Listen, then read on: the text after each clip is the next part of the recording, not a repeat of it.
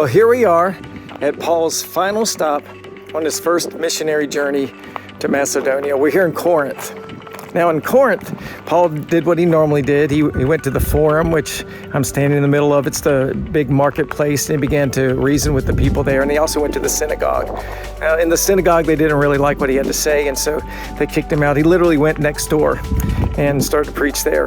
But also, he found a lot of favor here. Priscilla and Aquila, they made tents with him and took him in.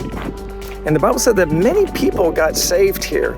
And so Paul stayed here for a while. He stayed here the longest out of any of the other cities that he went to. He was here for about a year and a half. And then one night the Lord came to him and said, "Hey, don't be afraid to speak freely. I've got a lot of people here." This is what God tells him. And so I think this encourages Paul to even speak more and to preach more boldly. But it wasn't long after that the Jews didn't like what he was saying, and so they brought him here, right where I'm standing. This is the Bema seat.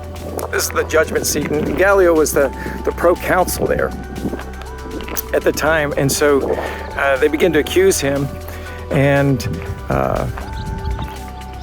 Gallio says, "I'm not really interested in the things that you're talking about."